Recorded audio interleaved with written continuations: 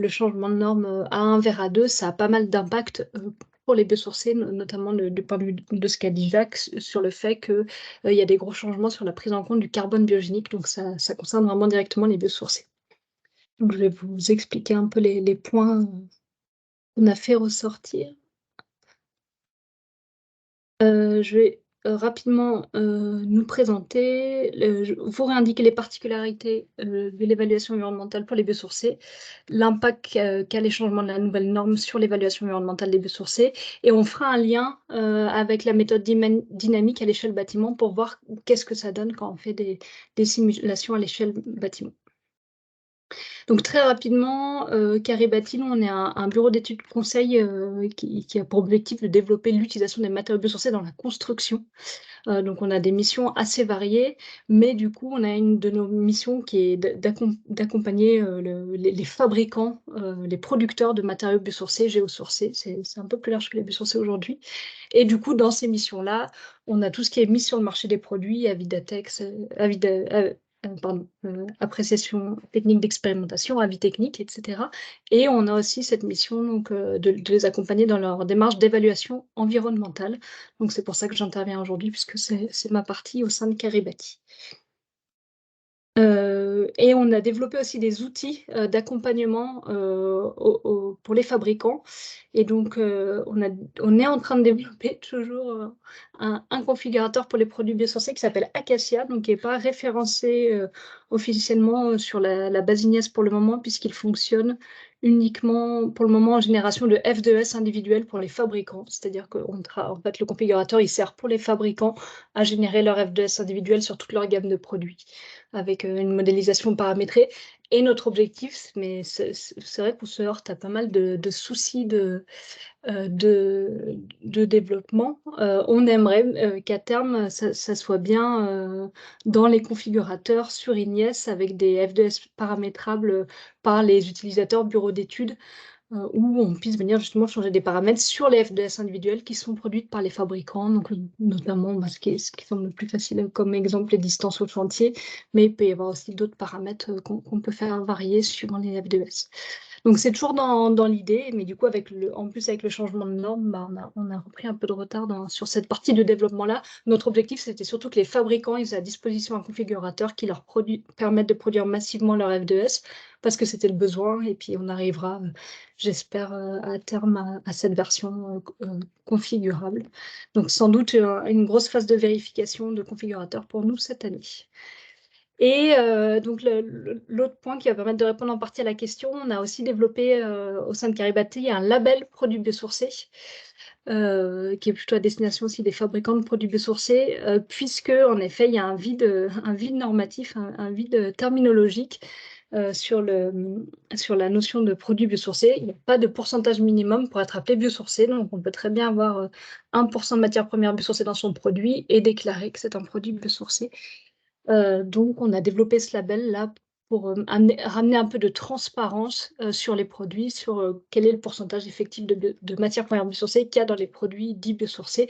On a quand même essayé, nous, de fixer des seuils, voilà, de dire si c'est un isolant biosourcé, il faut qu'il y ait un minima 70% de biosourcé. Si c'est un béton biosourcé, il faut qu'il y ait un minima 40%. Vous voyez, il y a quand même des seuils qui varient fortement entre familles de produits, mais de manière à avoir de la cohérence puis des objectifs de plus en plus ambitieux.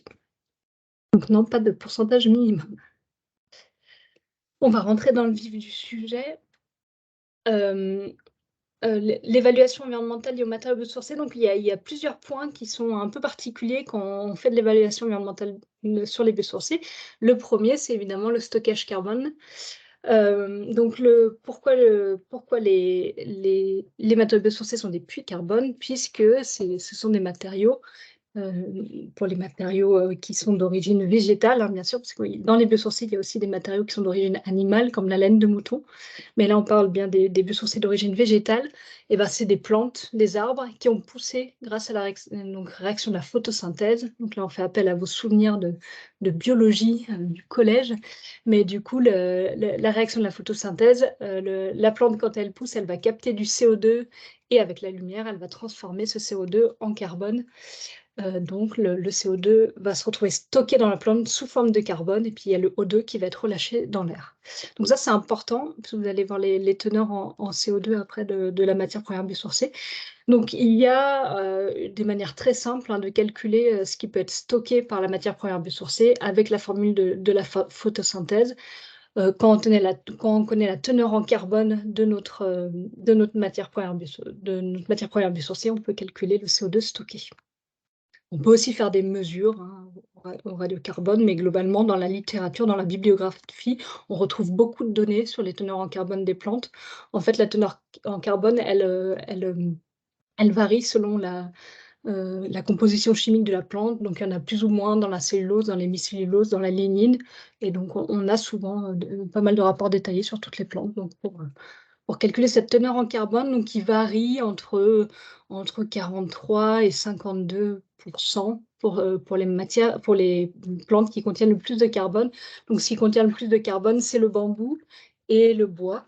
Et après, les autres matières végétales, elles vont avoir plus ou moins de carbone dans ces autres parties chimiques. Donc là, ce que vous pouvez retenir, donc, c'est que 1 kg de matière sèche, 1 kg de matière première biosourcée, ça stocke en moyenne 1,5 kg équivalent CO2. Donc ça stocke plus, 1 kg de matière sèche stocke plus de CO2 donc 1 kg égale 1,5 kg CO2, puisque je vous ai dit, en fait, c'est stocké sous forme de carbone biogénique. En réalité, le O2, lui, il est réémis vers l'atmosphère. C'est ça qui explique le 1 kg égale 1,5 kg. Voilà, ça peut être plus pour le bois. Le bois, on est plutôt à 1,8 kg équivalent CO2. Cette notion, elle est importante, hein, puisqu'elle peut être prise en compte dans le calcul ACV. Et donc là, vous l'avez peut-être compris, mais ce qui est intéressant avec la nouvelle norme, c'est qu'on a des indicateurs qui permettent de mieux scinder ce qui relève des émissions fossiles, émissions de gaz à effet de serre, et ce qui relève du déstockage du carbone biogénique. Donc ça, c'est intéressant avec la nouvelle norme, c'est qu'on a une bien meilleure vision de ce qui rentre, ce qui sort de notre système lié au carbone biogénique. Et donc là, c'est ce qui se passait avec la norme A1. On a des résultats qui vont beaucoup varier sur les F2S en fonction des scénarios de fin de vie qu'on va choisir, puisque initialement, donc à l'étape A1, la matière première biosourcée, elle va stocker le carbone, mais en fin de vie, elle va déstocker des quantités différentes suivant le scénario de fin de vie choisi. En tout cas, ça, c'était dans la A1. On verra que justement, c'est ce qui change beaucoup avec la A2. Globalement, quand on avait des scénarios incinération, recyclage, on avait un déstockage complet, 100% du CO2 qu'on avait stocké, qui était déstocké en fin de vie. Ce qui changeait pas mal, c'était la mise en décharge. Ou sur la mise en décharge, on considérait un déstockage partiel évalué sur 100 ans. Et du coup, sur 100 ans, on avait souvent des scénarios où la matière première ne se dégradait pas. Et en fait, comment on faisait sur la plupart des biosourcés, on se basait sur le scénario de la filière bois qui, eux, avaient plus de retours d'expérience sur cette partie dégradation et qui avaient mené pas mal de recherches.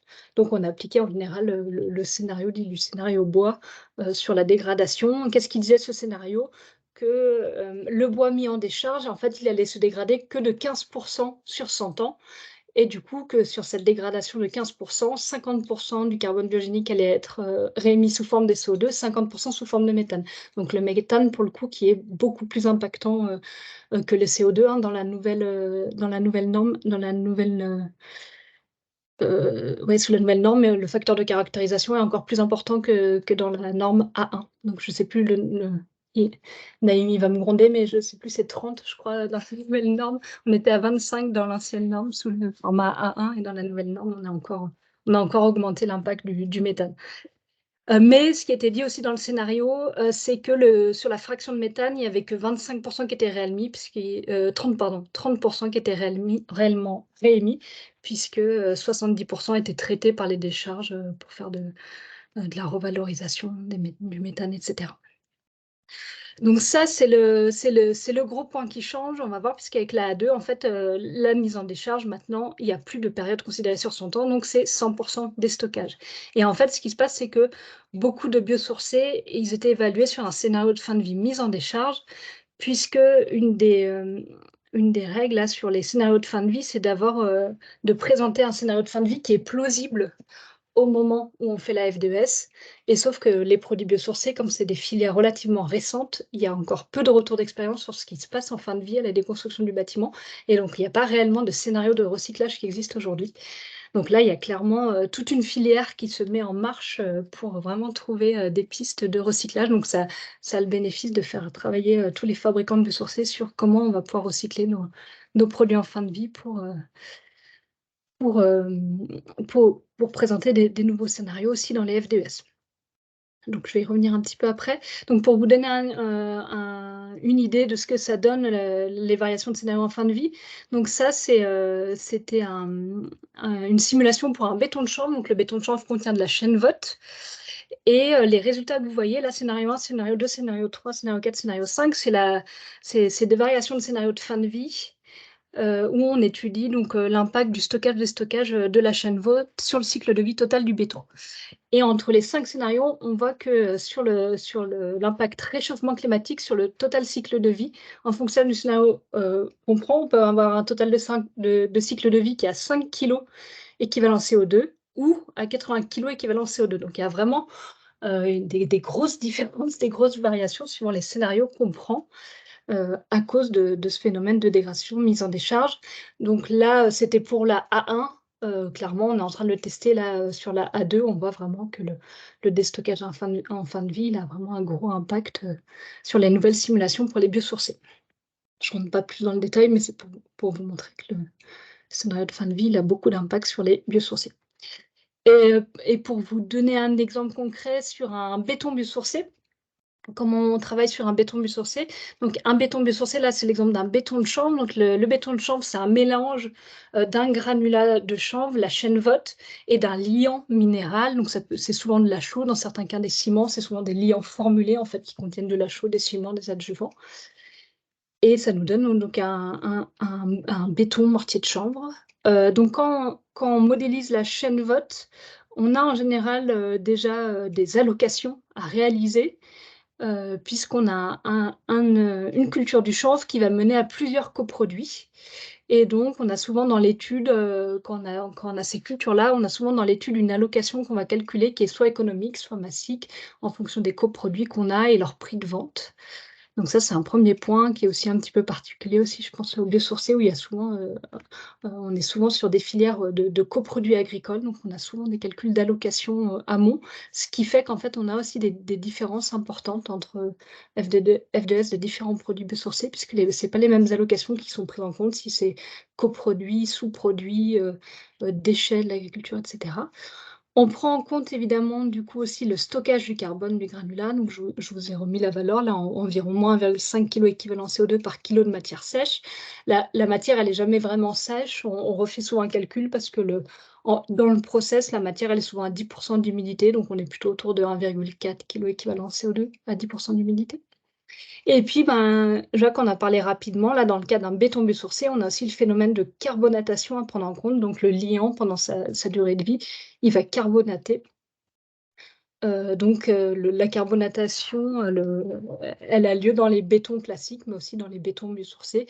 En fait, elle est encore plus présente dans les bétons biosourcés, puisque les bétons biosourcés sont moins résistants mécaniquement. Donc, les liants peuvent carbonater plus vite. Donc la carbonatation, elle a lieu pendant la durée de vie, elle a lieu aussi pendant la fin de vie. Souvent, quand le produit est mis en décharge, la carbonatation, elle se finit à ce moment-là, au moment de la mise en décharge. Donc là, il y a la norme pour les bétons qui permet de calculer cette carbonatation. Évolution norme 1 à 2, j'en ai un petit peu parlé, mais donc, et puis ça va compléter. Par rapport au biosourcé, donc ce qui change vraiment, c'est d'avoir maintenant l'affichage du changement climatique lié au biogénique. Donc ça, c'est vraiment intéressant de comprendre ce qui est lié ou non au biogénique, sachant il y a d'autres choses qui apparaissent avec l'application de la nouvelle méthode de calcul. Alors, on voit notamment, par exemple, si votre produit il est transporté sur une palette, on voit le stockage de la palette bois aussi qui apparaît dans les calculs, etc. Donc on voit beaucoup, beaucoup plus finement ce qui est stocké, déstocké sur tous les process, les emballages, etc. Donc ça, c'est intéressant.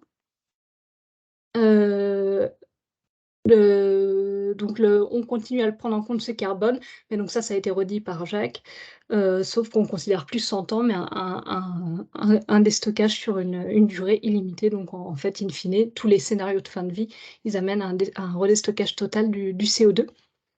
On déclare aussi donc dans l'indicateur réchauffement climatique biogénique, mais aussi dans l'indicateur STOXC. Donc ça, c'est un peu compliqué, il faut jongler entre les deux unités. On a bien des kilos équivalents CO2 dans l'indicateur réchauffement climatique, et dans l'indicateur STOXC, par contre, on a bien du kilo carbone, un équivalent en kilo carbone, qui permet d'afficher ce qui est stocké en carbone dans notre produit. Puis ensuite, on retrouve ce stock C à l'échelle bâtiment avec la méthode bâtiment. Hop.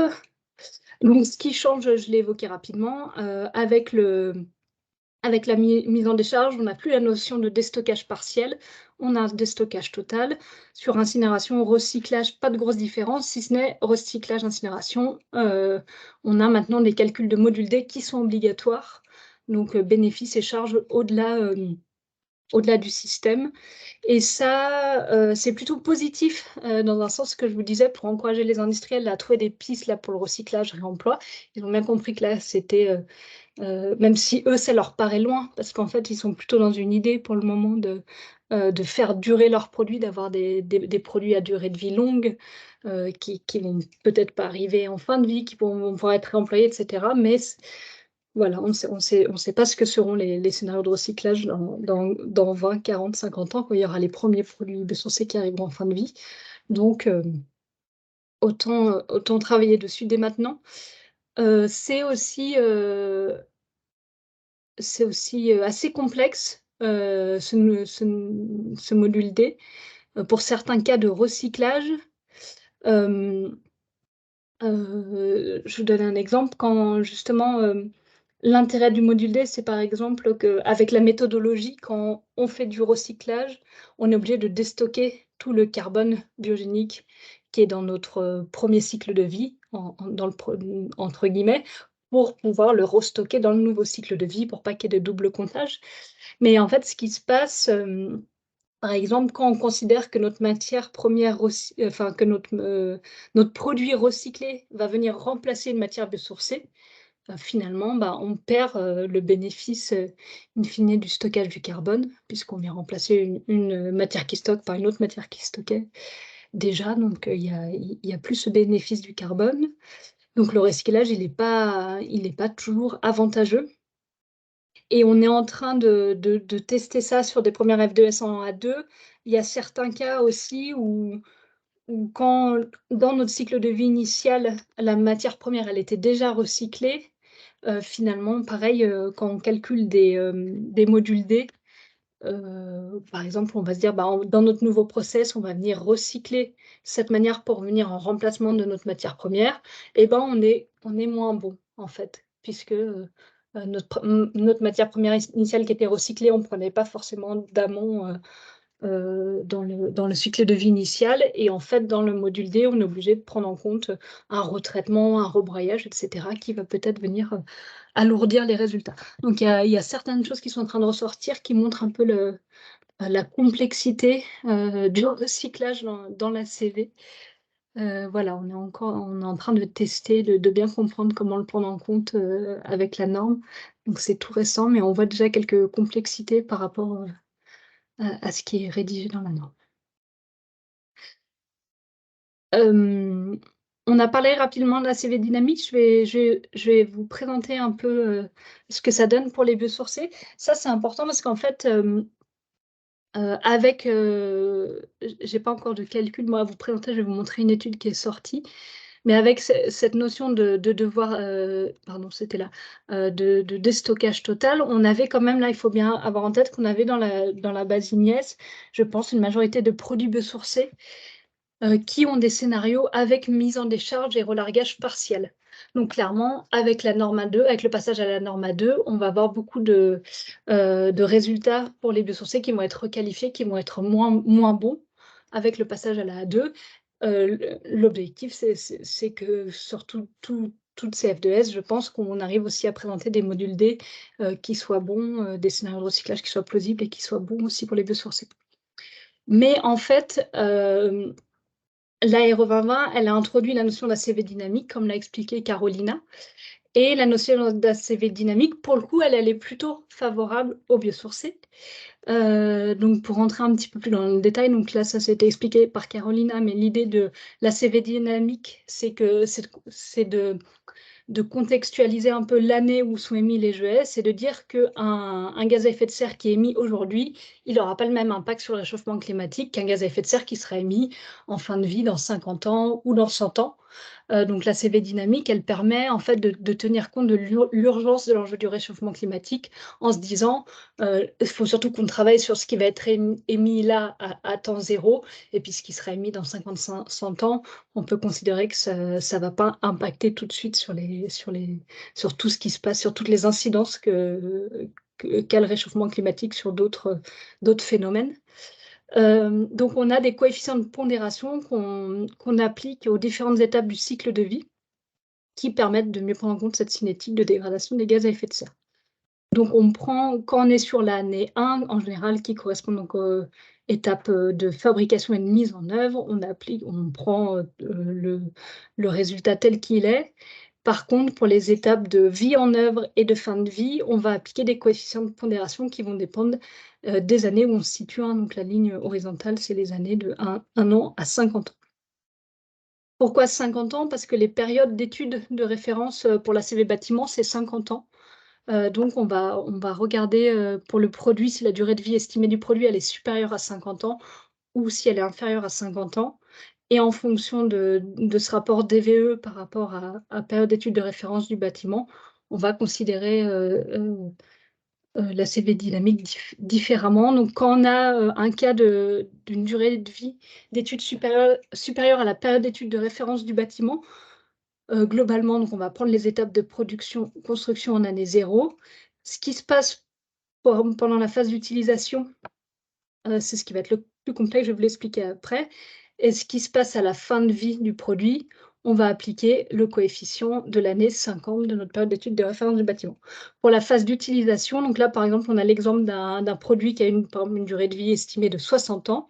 Et ben, pour la phase d'utilisation, s'il y a des impacts sur cette phase d'utilisation, parce qu'il n'y en a pas toujours, mais on va compter que 83% de l'impact en exploitation. Donc, je ne sais pas, imaginons pour faire simple, le produit avait un impact de 60, et ben on va diviser par 60, il aura un impact de 10.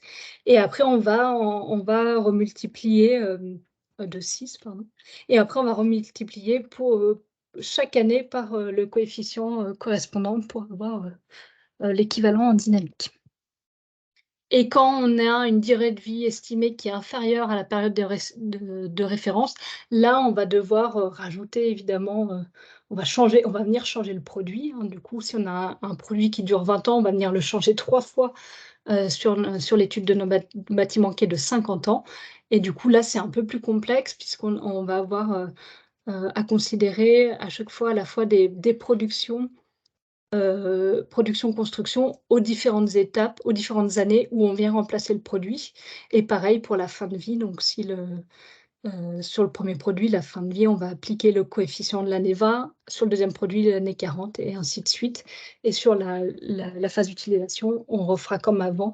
Donc, sur la première phase d'utilisation, on divisera par 20 ans et on appliquera les coefficients de l'année 0 à l'année 20. Sur la deuxième utilisation, on divisera par 20 ans, puis on utilisera les coefficients de l'année 20 à l'année 40, etc., etc. Donc ça, en fait, là je vous l'explique, mais ça, c'est un calcul qui est fait tout à fait automatiquement par les logiciels d'ACV Bâtiment, hein, ce n'est pas du tout manuel. Les logiciels d'ACV Bâtiment, ils font tout seuls leurs calculs avec ces informations-là. Donc, qu'est-ce que ça donne pour vous donner une idée? Donc là, je vous présente une étude qu'on a fait à partir de F2S, de la base INES. On a essayé de prendre principalement des F2S individuels, en tout cas des F2S spécifiques, hein, pas des génériques. Donc soit des individuels, soit des collectives. Et on a simulé donc une paroi, donc un mur béton manché avec une isolation type Doblissimo, donc PSE plus plaque de plâtre en intérieur et enduit extérieur. Le mur 2, c'est isolé avec une façade rapportée en bois paille. Et le troisième, c'est une FOB plus classique, mais isolée en biosourcé. Donc, on a pris pour référence un logement collectif. Donc, pour les murs 2 et 3, comme c'est des façades rapportées, on a quand même considéré une structure porteuse en béton dans l'étude. Et par exemple, pour le cas de la FOB aussi, des dispositions, notamment par rapport au feu, donc le fait qu'il y ait par exemple un écran thermique en plus à mettre en place, enfin, voilà, pour que ça soit quand même des parois un peu comparables. Donc voilà les résultats résumés. Donc sur un calcul statique, c'est simplement pour l'unité fonctionnelle, on prend les données FDES, on les ajoute, hein, globalement c'est ça.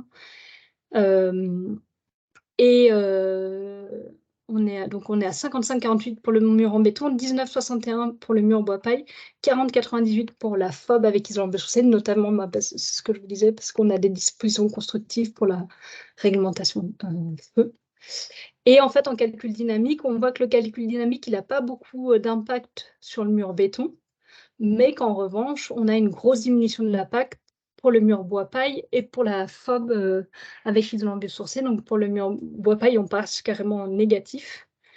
On a un gros avantage du calcul dynamique, et pour la FOB, on diminue de plus de moitié l'impact également de la façade ossature. Donc ça s'explique parce qu'il y a un gros coefficient sur la fin de vie, et que du coup, donc, si les matériaux ils déstockent fortement en fin de vie en fonction du scénario choisi, et ben quelque part, le calcul dynamique, il vient recorriger ça en rediminuant l'impact de la fin de vie. Donc ça, c'est des calculs en A1. Donc le calcul avec les FDS en A1. Donc il faut se dire qu'avec la A2, sans doute que le calcul statique à 50 ans, là, il sera beaucoup plus élevé, puisqu'on aura des petites modifications sur le déstockage en fin de vie, et que le calcul dynamique qui reviendra corriger un petit peu ça, mais du coup, on n'aura peut-être plus des différences aussi importantes. On continuera à en avoir. Vous allez voir, il y a des premières simulations qui ont été faites à l'échelle bâtiment. Donc, on continue à avoir des différences, mais ça se diminue un petit peu. Ouais, l'écart diminue.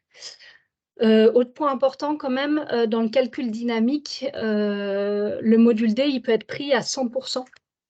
Donc ça c'est important aussi. Donc sur toute l'expérimentation qui avait été faite sur plus c'est moins, en fait c'est un calcul statique avec une prise en compte du module D à un tiers, et avec l'ARE 2020, c'est un calcul dynamique avec la prise en compte du module D à 100%. Donc ça aussi c'est à intégrer. Les modules D, quand ils existent, ils viennent se rajouter au calcul dynamique. Donc ça, c'est un point vraiment important. Le module D, il a tout son intérêt parce qu'il est vraiment considéré dans les impacts à l'échelle bâtiment. Voilà la perspective. Donc nous, comme je vous disais, on est encore en train de faire nos premières F2S en A2, donc tant que ce n'est pas vérifié, c'est un peu confidentiel, donc je ne peux pas vous donner ce que ça donne sur nos études. Mais il y a le bureau d'études Etamine, donc eux qui font des évaluations à l'échelle bâtiment. Ils avaient simulé un calcul sur un CLT. Donc voilà, c'est pour vous donner une idée de ce que ça fait. Donc là, c'est le calcul en statique selon la méthode plus c'est moins, avec prise en compte de 1/3 du module D. Donc ça faisait un impact du CLT de moins 258 kg CO2 par UF. Avec le calcul dynamique, avec la donnée A1, on passait en fait à un impact de moins 515, donc c'est énorme, hein. On rajoutait un stockage du coup de moins 215 environ, moins 275 environ de CO2. Et en fait, on voit qu'avec la A2, finalement, on rediminue. Au lieu d'être à moins 100%, on passe à moins 35%. Donc, on a toujours quand même un impact bénéfique, vous voyez, du passage en dynamique. Mais clairement, on n'est plus à moins 515, mais à moins 348. Donc, voilà. Les biosourcés continuent évidemment à être super intéressants pour le stockage du CO2, mais en moindre mesure, du coup, dans les calculs, avec cet effet de la norme EN 15 plus A2. Donc voilà, donc il faut quand même continuer à utiliser plus de mixité dans vos projets. Le béton, ça reste bien, ça reste très technique et on en a besoin pour des grosses structures, mais Il y a plein d'endroits où on peut aller chercher du biosourcé, pour du remplissage, pour de l'isolation et cetera. Et du coup, de toute manière, voilà, c'est ce qu'a montré Carolina aussi, les seuils, ils évoluent fortement. Donc on va avoir une grosse baisse de -33% en 2022 et 2031. Donc il va falloir aller chercher beaucoup plus de mixité dans les matériaux, du biosourcé, du géosourcé, du recyclé, du réemploi, et cetera, pour arriver à une conception plus sobre des bâtiments. Merci pour votre attention, j'espère que j'ai pas trop dépassé. Merci Marion. Super, c'est très, très bien.